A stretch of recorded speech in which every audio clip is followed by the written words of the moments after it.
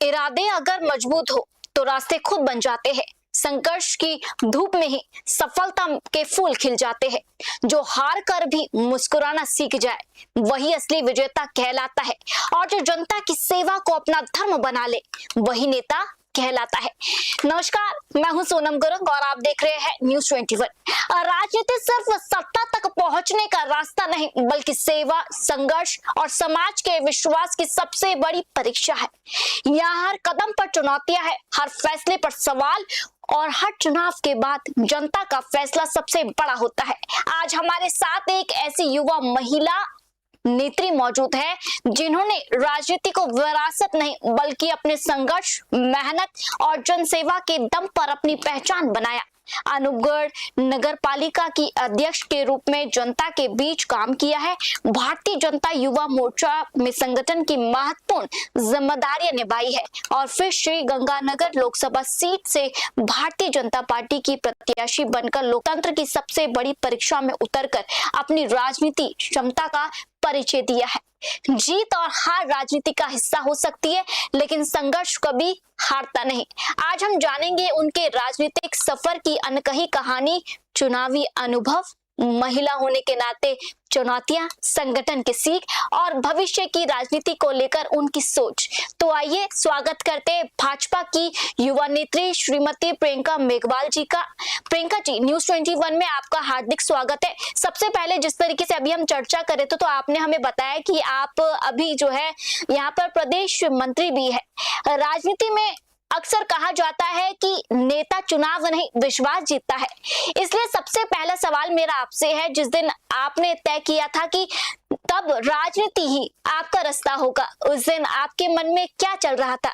आखिर वो कौन सी प्रेरणा, कौन सा सपना था, कौन सी घटना थी जिसने प्रियंका मेघवाल को जनसेवा की इस राह पर चलने के लिए प्रेरित किया? प्रियंका जी, सबसे पहले तो मैं धन्यवाद करती हूँ सोनम जी और न्यूज़ 21 का कि मुझे अपनी बात आपके माध्यम से पहुंचाने का अवसर मिल रहा है।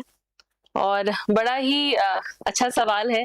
शुरुआती दौर में जब मन में बहुत सारी आशाएं, उम्मीदें होती हैं, जब हम अपना प्रोफेशन चूज करते हैं, उस दौर में बहुत बड़ा कोई सपना मैंने देखकर राजनीति में नहीं आई थी।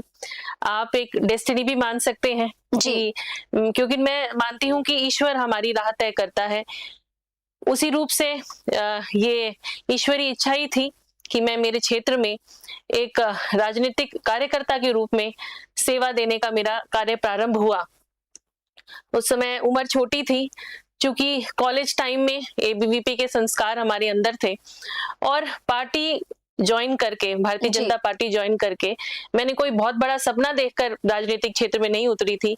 बड़ों का मार्गदर्शन था, परिवार मेरे साथ था और बस यूं ही कारवां शुरू हुआ।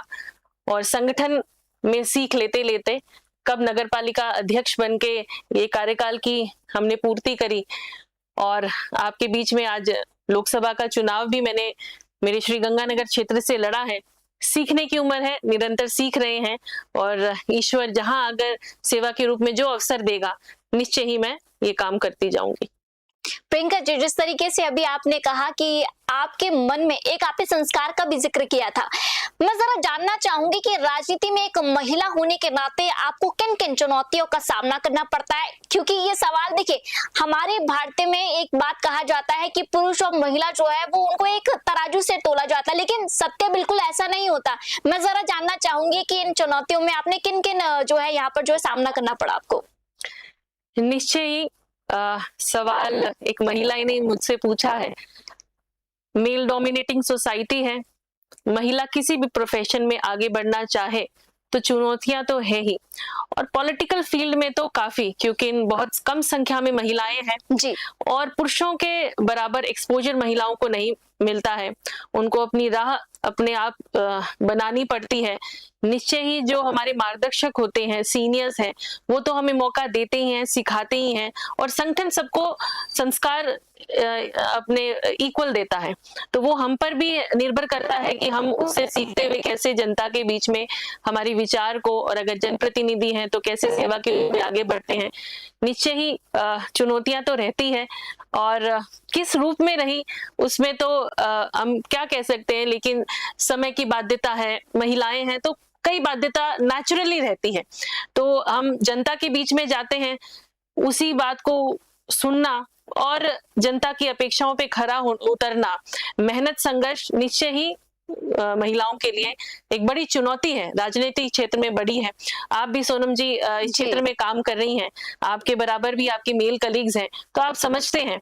तो कई चीजें महिलाएं ज्यादा समझ सकती हैं, और पुरुषों के बराबर काम करने के लिए जिस भी क्षेत्र में उतरती हैं, मैं हमेशा मेरे क्षेत्र में भी ये बात कहती हूँ कि देखिए, महिलाएं जब काम करती हैं तो अपने दिल और दिमाग दोनों को जोड़कर काम करती हैं, इसलिए सहानुभूति और संवेदनशीलता महिलाओं में ज्यादा होती है, लेकिन संघर्ष उतना ही ज्यादा करना पड़ता है। चूंकि आप शादीशुदा है, तो परिवार और राजनीति के बीच संतुलन बनाना आपके लिए कितना चुनौतीपूर्ण रहा? आप दोनों जिम्मेदारियों को कैसे संभालते हैं प्रियंका जी? ये भी बहुत अच्छा सवाल है। पारिवारिक जिम्मेदारियां संभालने का तो एक महिला के ऊपर एक अलग ही जिम्मेवारी रहती है। हमारे बच्चे, परिवार, एक हमारा परिवार से ही, महिलाओं के बच्चियों के जन्म से ही एक अलग रूप से संस्कार लेकर हम जन्मते हैं, सीखते हैं, और शादी होने के बाद में तो पूरे परिवार की जिम्मेवारी रहती है। लेकिन इसमें सबसे बड़ी भूमिका मेरे पूरे परिवार की, मेरे पति की, मेरे सासू माँ की, और निश्चय ही मेरा बेटा है, उसकी भी पूरी भूमिका है। ये सब मिलकर जो मुझे सपोर्ट देते हैं, तभी पारिवारिक जिम्मेवारियों के साथ साथ मैं मेरे क्षेत्र की जिम्मेवारियां संभाल पाती हूँ। और हम जब घर से बाहर कदम रखते हैं तो परिवार की जिम्मेवारियां अपने आप ही थोड़ी कम हम महसूस करते हैं। हमारा क्षेत्र बड़ा है, हमारी क्षेत्र की जिम्मेवारियां, रिस्पॉन्सिबिलिटी बढ़ जाती है। तो जब हम तराजू में तोलते हैं तो निश्चय ही क्षेत्र की चीजें संभालने के लिए बड़ी जिम्मेवारी दिखती है। तो नेचुरली परिवार भी समझता है, और हमारा दिल भी कहीं ना कहीं समझता है कि जो अब जिम्मेवारी जो हमने निभानी है उसमें ज्यादा ध्यान देते हैं। तो मिलजुल कर ये काम होता है, और परिवार का सबसे बड़ा योगदान है कि आज मैं मेरे क्षेत्र में अगर काम कर पा रही हूँ, तो छोटा बड़ा जो भी हमारे परिवार का सदस्य है वो एक बहुत अहम भूमिका निभाता है मुझे सपोर्ट करने में। जैसे कि आप नगर पालिका पूर्व अध्यक्ष रह चुकी है, यानी अनूपगढ़, तो आपने अपने कार्यकाल में क्या प्रमुख काम किए हैं? देखिए, वैसे तो नगर पालिका का बेसिक काम होता है स्वच्छता जी। ग्रीनरी आप करें, आप अपने शहर को सुंदर भी रखें, और शहर की सारी व्यवस्थाएं आप बराबर मेंटेन करते रहें। इस पद में एक चैलेंज भी है, क्योंकि जनता का मेन जुड़ाव अध्यक्ष तक रहता है। एक कोई जब मैं अध्यक्ष बनी भी थी तब भी मुझे सीनियर्स ने यही कहा था कि एक कांटों भरा ताज है। तो यस, ताज था, क्योंकि आप अध्यक्ष हैं। कांटों भरा इसलिए क्योंकि यहाँ की चुनौतियां, क्योंकि आप स्वच्छता में जब डील कर रहे हैं, गंदगी होती है, सफाई करते हैं, फिर गंदगी होती है, तो ये तो निरंतर प्रक्रिया थी, ये सब तो हमने संभाला ही। लेकिन मेरे शहर का जो बदलाव आज मैं देखती हूँ कि हमारे पूरे बोर्ड ने किया, वो एक अपने आप में ही एक सुंदर काम हुआ है। युवाओं के लिए हमने स्टेडियम तैयार किया है। आज हमारे जब सरकार बनी, क्योंकि मैं विपक्ष में बनी थी तो इतना सहयोग हमें नहीं मिला, लेकिन जब सरकार भारतीय जनता पार्टी की बनी, माननीय मुख्यमंत्री भजन लाल जी बने, और हमारे जो यूडीएच मंत्री हैं खर्रा जी, और इन सब के सहयोग से हमें नगर पालिका का बहुत अच्छा बजट मिला।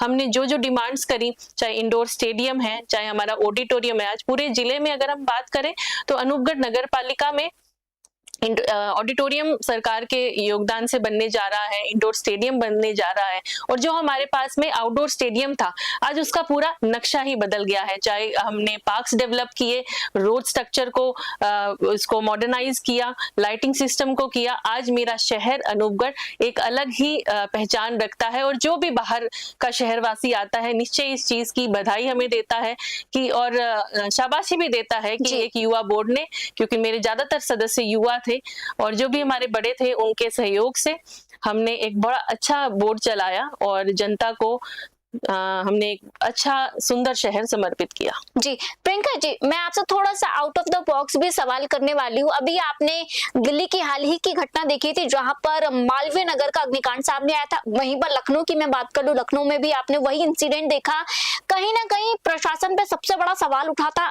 सबसे बड़ा उदाहरण, अगर आप दिल्ली चले जाइए, दिल्ली में आपने सड़कों का बुरा हाल देखा होगा। बरसात का समय चल रहा है, ऐसे में आपको क्या लगता है कि आप अपने क्षेत्र को उनसे बेहतर बना सके और लखनऊ अग्निकांड की तरह आपके क्षेत्र में ऐसा कभी भी भविष्य में ऐसा कांड ना हो?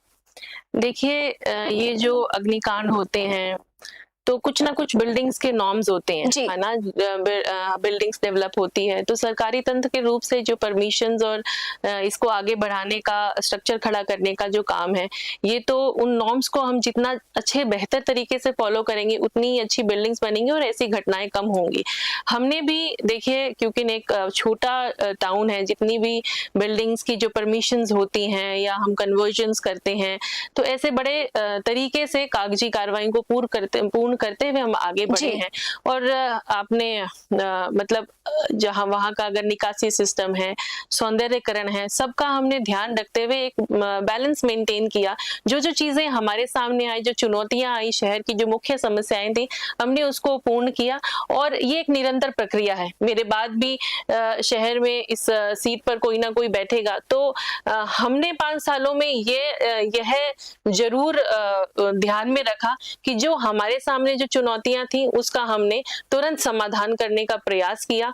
और ऐसे बिल्डिंग स्ट्रक्चर्स को जो हमारे सामने खड़े हो रहे थे, उनमें नॉर्म्स के अकॉर्डिंग काम हो, ऐसा हमने बंदोबस्त किया था। जिस तरीके से अभी मैंने थोड़ा सा आपका इतिहास भी पढ़ा, जैसे कि आप चुनाव हार गई थी, आपको क्या लगता है कि आखिर वजह क्या थी? आपकी रणनीति की कमी और संगठन की कमजोरी थी, या फिर जनता का मूड कुछ और ही था? देखिए, मैं इसमें भाग्य का मानती हूँ जी। कि मेरे भाग्य में शायद जीत नहीं लिखी थी, लेकिन मेरे भाग्य में सीखना लिखा था। इस उम्र में एक लोकसभा का चुनाव लड़ना, और जनता ने जो आशीर्वाद दिया, हारे हम कुछ वोट से, लेकिन मैं देखती हूँ पॉजिटिव एंगल कि हमें 6 लाख से भी ज्यादा वोट मिले। आज उन वोटर्स के लिए तो मैं एक आशा की उम्मीद हूं भी और रहूंगी भी, क्योंकि हम क्षेत्र में निरंतर काम कर रहे हैं। तो किसी को ये क्वेश्चन मार्क रेज करना या किसी की कमी निकालते हुए मैं समझूं कि हमने चुनाव हारा, चुनाव में निश्चय ही कोई जीतता है, कोई हारता है, लेकिन हार का अगर अंतराल कम हो तो वो कोई रीजन नहीं बनता है। सिर्फ ये बात है कि ठीक है, एक ने हारना था, एक ने जीतना था। आज की मेरी जो मेहनत है, आज का मेरा जो काम है, वो आगे की रणनीति तय करेगा, आगे के जनता का मूड तय करेगा कि आगे निर्णय क्या होगा। लेकिन मैं एक सीखने का समय मानती हूँ, और जितने वोट मुझे प्राप्त हुए उन वोटर्स के लिए और मेरे क्षेत्र के लिए, क्योंकि हमारी सरकार है केंद्र में भी और राज्य में भी, हम निरंतर काम कर रहे हैं। और ये काम ही हमें सिखाएगा, हमारे क्षेत्र आगे बढ़ेगा तो निश्चय ही इस हार में कहीं ना कहीं हम वो सारी चीज भूल जाएंगे जब मेरा क्षेत्र आगे बढ़ेगा। जिस तरीके से अभी आपने एक सकारात्मक का जिक्र किया था, चुनाव हारने के बाद आपकी राजनीतिक भूमिका में किस तरह का सकारात्मक बदलाव आया, और आपने इस अनुभव से क्या कुछ नई सीख ली है?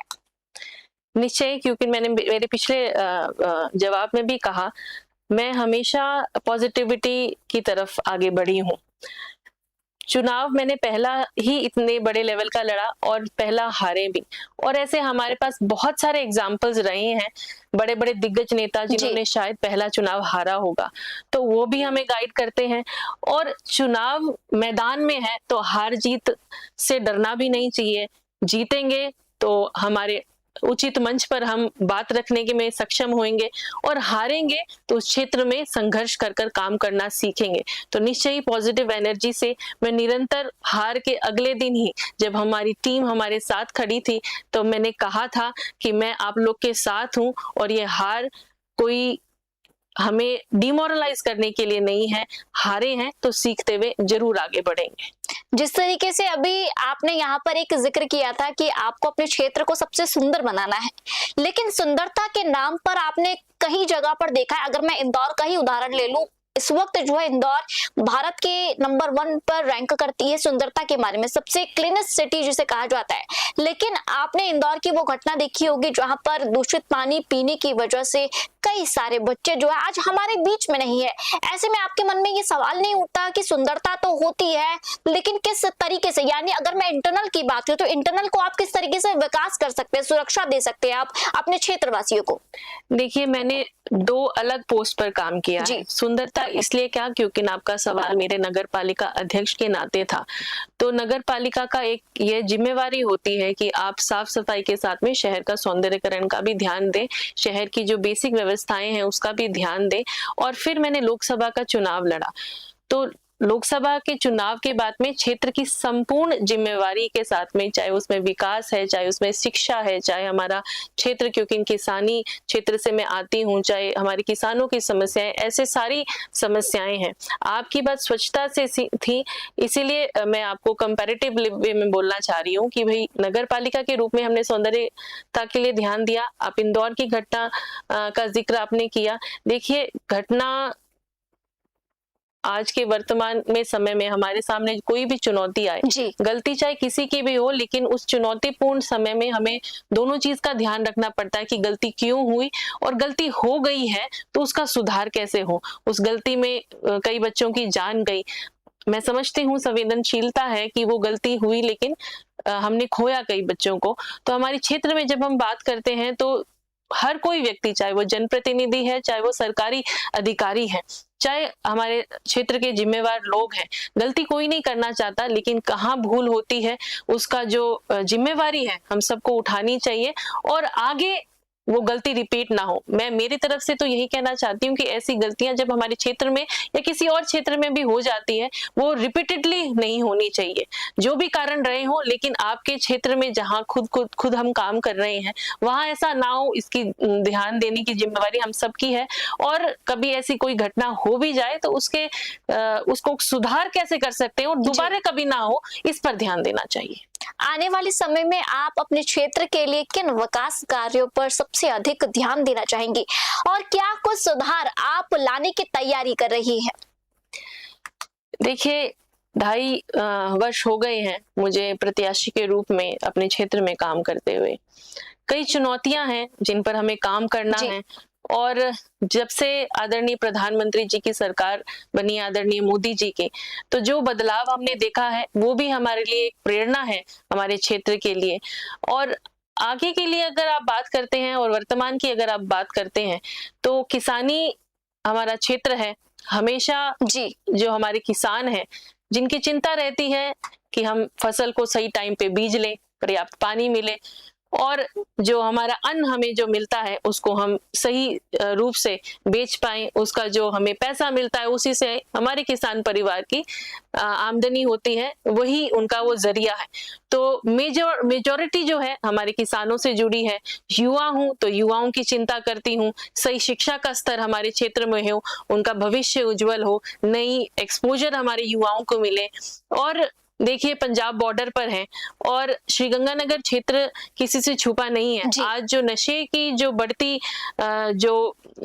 मैं समझती हूँ कि जो चुनौती हमारे सामने है उस पर सबसे ज्यादा काम करने की आज की जरूरत है, क्योंकि ये हमारा जो क्षेत्र है, आज का युवा अगर बर्बाद होगा तो मेरा क्षेत्र ही नहीं, देश की एक बहुत बड़ी मजबूत नींव हम कमजोर होते हुए देख रहे हैं। तो सबसे ज्यादा नशे के क्षेत्र में काम करने का मेरा मन है, चाहे वर्तमान है और भविष्य में मेरे क्षेत्र में नशा ना रहे, ऐसी परिस्थितियां हम ला पाए, इसके लिए हम सब काम करना चाहते हैं। दुर्भाग्यपूर्ण है कि ये नशा हमारे सामने बढ़ता रहा और हम सब निरंतर काम कर रहे हैं बच्चियों के लिए, महिलाओं के लिए, क्योंकि महिला हूँ, हर महिला हर मंच तक पहुंचकर अपनी बात नहीं कह पाती। लेकिन हाँ, जब हम महिलाएं आगे बढ़ती हैं तो उनको एक सॉफ्ट कॉर्नर मिलता है कि हमारे पास में कोई है जिसको हम हमारे मन की बात, परेशानी कह सकते हैं। तो महिलाओं की सुरक्षा के लिए, उनके स्वावलंबन के लिए बहुत सारी गवर्नमेंट स्कीम्स भी हैं, तो हम उनको कहीं ना कहीं जहां उनको हेल्प हो पाती है हम करते हैं। महिलाएं आगे बढ़े, युवा आगे बढ़े और अच्छी दिशा में ये दोनों वर्ग बढ़े, इसके लिए काम करना चाहते हैं। हमें स्वच्छ जल मिले, ये बहुत बड़ी चुनौती हमारे क्षेत्र की ये भी है कि बड़ा ये जो दूषित पानी हमें पंजाब से मिलता है, उससे हमारे हर दूसरे तीसरे परिवार में कैंसर पेशेंट्स बहुत बढ़ रहे हैं। तो ये बड़ा चुनौतीपूर्ण है। जब उनके घर में जाते हैं तो बड़ा दुख लगता है और ऐसे लगता है कि कैसे जल्दी से जल्दी हमारे पास वो विकल्प आए कि हम हमारे वहां के क्षेत्रवासियों को इस बीमारी से दूर कर पाए, स्वच्छ जल हर घर तक पहुंचे। और इसमें निरंतर हमारा प्रयास है कि उचित पटल तक हम सही बात पहुंचा भी रहे हैं और इसका समाधान होगा भी, निश्चय ही हमें पूरी उम्मीद भी है और निरंतर इस क्षेत्र में काम करते रहेंगे। पानी के लिए हमारे क्षेत्र में बहुत अच्छा काम राज्य स्तर पे और केंद्र सरकार के द्वारा हुआ भी है और इन्हीं मार्गदर्शन के साथ में मेरे क्षेत्र से ये चुनौतियां दूर हो, इसके लिए हम काम करते रहेंगे। जिस तरीके से प्रियंका जी आज हमने दो पहलू पे बात करी, सबसे पहला आपने बात की है नशा, क्योंकि इस वक्त हम देख सकते हैं भारत में कई तरह के नशा जो है परोसा जा रहा है और आप देख लीजिए किस तरीके से इसका सिंडिकेट नेटवर्क फैला हुआ है। कई बार ये भी कहा जाता है कि इसके सिंडिकेट और जो नेटवर्क आता है ये पाकिस्तान से आता है और रोज की हर घटना हमें बताती है किस तरीके से ये नशा आराम से चल रहा है। लेकिन जिस तरीके से आपने ये कहा कि सबसे पहला आपका फोकस होगा कि आप नशा विरोध के खिलाफ जिस तरीके से यहाँ पर काम करें, लेकिन मैं दूसरी तरफ से बात करना चाहूंगी कि आप उस तर्ज में किस तरीके से काम करेंगे, क्योंकि यहाँ पर नशा बेचने वाले भी लोग रहते हैं और नशा के लत वाले लोग भी रहते हैं। तो आप उन दो कैटेगरी को अपने कैसे आप उसको मतलब समराइज करोगे? देखिए, बॉर्डर क्षेत्र से आते हैं जी, तो दोनों ही बात है कि जो आपने बात का जिक्र किया, जी पाकिस्तान पास में है तो ये इलीगल एक्टिविटीज वहां से भी बहुत सारी सूचना मिलती है, पर सरकार इसमें बड़ी सख्त है। प्रशासन और सरकार और हमारे जो आर्मी के लोग हैं, बीएसएफ के लोग हैं, सब इसके लिए बड़ी अलर्ट मोड पे हैं और ऐसी आपने भी कवर किया होगा चैनल के माध्यम से और आपने न्यूज भी देखी होंगी कि इन पर बड़ी सख्त कार्रवाइयां हो रही है। जहां भी जो सूचना मिलती है उसके लिए तुरंत कार्रवाई होती है, ऐसे गिरोह भी पकड़े जा रहे हैं। तो ये एक प्रोसेस है, तुरंत होने वाला काम नहीं है, लेकिन प्रक्रिया जारी है और हम बड़े एनजीओज के साथ भी काम करते हैं हमारे क्षेत्र में, क्योंकि समस्या होती है तो एनजीओज भी डेवलप होती हैं। जो नशा लेकर खराब हो गए हैं हमारे युवा, उनको नशे से दूर करने के लिए बहुत सारी एनजीओज हैं। तो सबका एक क्योंकि मानव स्वभाव है, संवेदनशील मामला है। जो परिवार बर्बाद होता है, जिसके परिवार में किसी युवा की मृत्यु होती है, बड़ा ही बुरा लगता है। तो हम सबको, चाहे वहाँ के जितने भी हमारे जनप्रतिनिधि हैं, प्रशासन, सरकार, सब मिलकर इसके लिए बड़ी चैलेंजिंग मोड में काम कर रही हैं, अलर्ट मोड पे काम कर रही हैं और आने वाले समय में हम इसको और इसका सुधार करेंगे। जो भी आपने एंगल्स बोले कि बेचने वाले भी हैं, लेने वाले भी हैं, जो भी देखिए गलत काम जो भी हो रहा है उसको खत्म करने के लिए हम सबको आगे बढ़कर काम करना होगा, तभी ये पूर्णतः समाप्त होगा। प्रियंका जी, जिस तरीके से यहाँ पर आप एक महिला है और अभी आप देख सकते हैं हाल ही में कई सारी ऐसी घटनाएं होती है जो झकझोर देता है। आपने देखा होगा कि बेंगलुरु में एक डे केयर जो था वहां पर बच्चों के साथ दुर्व्यवहार करते थे। कल्पना करिए 2 साल 3 साल के छोटे छोटे मासूम बच्चे जो है, जो माता पिता ये सोचकर उनको डे केयर में रख देते थे कि हम आराम से जॉब कर लेंगे और उनकी देखभाल वहां होगी, लेकिन उनके साथ क्या घटनाएं हो रही है वो उस वीडियोस में पता चलता है। तो मैं जानना चाहूंगी कि आप अपने क्षेत्र में ऐसी घटनाएं ना हो, क्योंकि जहां से आप बिलोंग करते हो वहां पर सबसे ज्यादा जो है स्कूल्स भी है और राजस्थान खुद ये कहता है बेटियों के मामले में हमेशा सुरक्षा नंबर 1 पर आता है। जिस क्षेत्र से मैं आती हूँ, हमारा बड़ा ही बेसिक सा और ग्रामीण परिवेश का क्षेत्र है, तो डे केयर सेंटर्स वहाँ नहीं होते हैं। वहाँ ग्रामीण के जो क्षेत्र के बच्चे हैं वो आज भी आंगनबाड़ी में जाते हैं और प्ले ग्रुप्स हैं वहाँ पर, जो अपने प्री प्राइमरी स्कूल के जो बच्चे हैं वो जाते हैं। और ऐसी घटनाएं देखिए जो आपने जिक्र किया मेट्रोपॉलिटन सिटीज में होती है, जहाँ पर दोनों पेरेंट्स को जॉब के लिए जाना पड़ता है और अपने बच्चे को रखना पड़ता है। अपने अपने क्षेत्र की व्यवस्थाएं हैं, हैं, पर ग्रामीण क्षेत्र का हमारा परिवेश है, वहाँ ऐसी कोई घटनाएं हैं भी नहीं और ऐसा हमें परिस्थितियां दिखती भी नहीं है अभी तो, क्योंकि संयुक्त परिवार भी है वहाँ पर, तो बच्चों की संभाल भी हो जाती है और अगर वर्किंग पेरेंट्स है तो भी एक व्यवस्था बन जाती है, बच्चों को संभाल भी लेते हैं, स्कूलिंग भी हो जाती है, काम भी हो जाता है।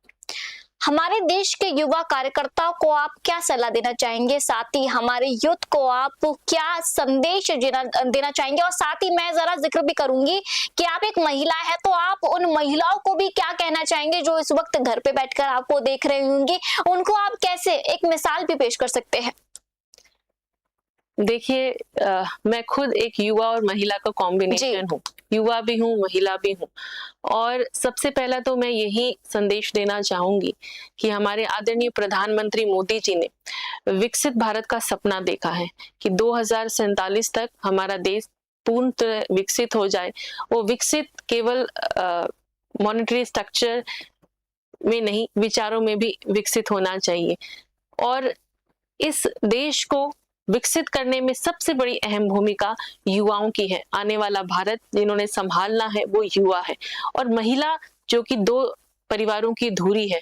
परिवार में अगर संस्कार है तो महिलाओं की बदौलत है, अगर बच्चे कुछ अच्छा सीखते हैं और अच्छे संस्कार लेकर बाहर निकलते हैं तो उसमें महिलाओं की बहुत बड़ी भूमिका होती है। तो मैं यही कहना चाहूंगी कि युवा सही रास्ते पे चले, बुराइयों से दूर रहे, और ये समझे कि युवा केवल अपने परिवार के लिए ही नहीं जिम्मेवार, वो जिम्मेवारी उन्होंने पूरे देश की भी लेनी है, अपने क्षेत्र की भी लेनी है, अपने अपने कार्य क्षेत्र, अपने कर्म स्थल और अपने परिवार की जिम्मेवारी लेते हुए एक सही मायने में आप आगे बढ़े महिलाएं, क्योंकि वो एक प्रेरणा बने अपने क्षेत्र के लिए भी, अपने परिवार के लिए भी, और ऐसा कभी ना महसूस करें, क्योंकि मैं खुद एक महिला हूँ, समझ सकती हूँ चुनौतियां होती हैं हमारे लिए, लेकिन अगर हम कोई चीज ठान ले तो वो हासिल भी करती हैं। हौसले से आप आगे बढ़ें, और हमारे क्षेत्र की महिलाओं के लिए स्पेशली कहना चाहूंगी कि मुझे एक अवसर मिला है महिलाओं के बीच में काम करने का, और हम सब मिलकर महिलाओं को आगे बढ़ाने का हम काम करें, युवाओं को आगे बढ़ाने का काम करें। अंततः ये जिम्मेवारी हमें लेनी है, क्योंकि ये देश ऐसे ही आगे बढ़ता रहे, उसमें हमारी भूमिका भी अदा हो। इस चीज की चिंता अगर हम नहीं करेंगे तो कौन करेगा? तो यही मैं संदेश देना चाहती हूँ कि हमारे बड़ों का मार्गदर्शन हम लेते रहें, जिन्होंने आज तक हमारे क्षेत्र में, हमारे परिवार में और इस देश में जिन्होंने अच्छा काम किया है, उनसे हम मार्गदर्शन ले, उनकी प्रेरणा से, उनकी सोच से आने वाले भविष्य का निर्माण, आने वाले भारत का निर्माण हमारे हाथों से, हमारे योगदान से हो, इस बात की चिंता करते हुए हम हमारे क्षेत्र में और इस देश के लिए हम काम करते रहें। आने वाले चुनाव में क्या आपको उम्मीद है कि भाजपा एक बार फिर आपको उम्मीदवार बनाएगी और आप पर उसी तरीके का भरोसा करेंगी? देखिए, ये पार्टी का फैसला है जो किस रूप में मुझे कहां पर क्या कार्य देना चाहती है, ये कार्य दिया उसको मैंने मेरे जी जान से बखूबी निभाने का कोशिश करी। जब नगर पालिका अध्यक्ष बनी तब उस रूप में मैंने काम किया, और संगठन के रूप में निरंतर काम करती रही, और संगठन की वजह से ही आज मैं यहाँ तक हूँ। तो आने वाला संगठन, आने वाला जो मेरा भविष्य है, वही हमारी पार्टी ही तय करेगी किस रूप में मेरा काम आगे बढ़ाना चाहती है। चुनाव कोई भी हो, लेकिन हमें जनता के बीच में काम करना है। सीट चाहे कोई भी हो, जनता के बीच में रहेंगे तो निश्चय ही संगठन के संस्कार से जो जिम्मेवारी मिलेगी, हम जनता की जिम्मेवारी भी निभाएंगे और संगठन के विचार को भी आगे बढ़ाएंगे। बहुत बहुत धन्यवाद आज हमारे साथ जुड़ने और अपने अनुभव साझा करने के लिए। आपके राजनीतिक सफर और विचारों से हमें कई महत्वपूर्ण बातें जानने को मिली है, और हम आपके उज्जवल भविष्य की कामना भी करते हैं। उम्मीद है कि आप अपने क्षेत्र की जनता के लिए इसी तरह कार्य करती रहेंगी, और इसी के साथ हम इस खास बातचीत को यही समाप्त करते हैं। देखते रहिए News 21, हम लाते रहेंगे ऐसे ही खास और महत्वपूर्ण खबरें। धन्यवाद।